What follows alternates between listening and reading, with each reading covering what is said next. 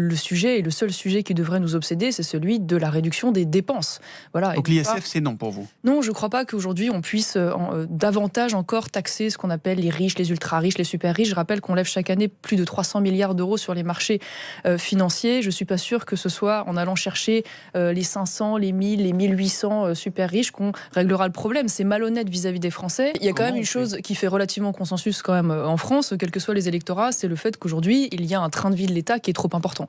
Qu'il y a une multitude de millefeuilles administratifs, une suradministration, un nombre de fonctionnaires, évidemment, à des tâches qui ne sont pas essentielles et qui doivent être revues. Beaucoup de Français qui sont choqués, qui disent les riches ne contribuent pas, à tort ou à raison, ne contribuent pas à la hauteur de ce qu'ils gagnent et de leur fortune. La gauche de la jalousie et du ressentiment qui aujourd'hui est celle de la gauche française alimente en effet une sorte une tentation de bouc émissaire en imaginant qu'aujourd'hui c'est parce qu'on a des grandes entreprises que la France se porte mal. Je ne crois pas du tout à cette théorie et j'ai envie de vous dire que objectivement on a une actualité qui devrait nous interpeller quand on découvre par exemple qu'aujourd'hui France Télévisions avec un déficit de 40 millions d'euros s'autorise pas moins de 126 000 euros par jour de frais de réception, 40 000 euros par jour de frais de taxi.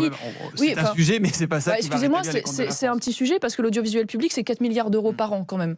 Donc, quand on a ce genre de choses, peut-être commençons par là avant de demander des efforts aux Français. Cette question-là, on la posera à Delphine Ernotte puisqu'elle sera l'invitée de Marc-Olivier Fogiel. Oui, demandez-lui si elle s'est prête à démissionner, ce qui serait quand même la moindre des choses. Ne vous inquiétez pas, quand on joue comme ça avec l'argent des Français. Vous pouvez compter sur Marc-Olivier.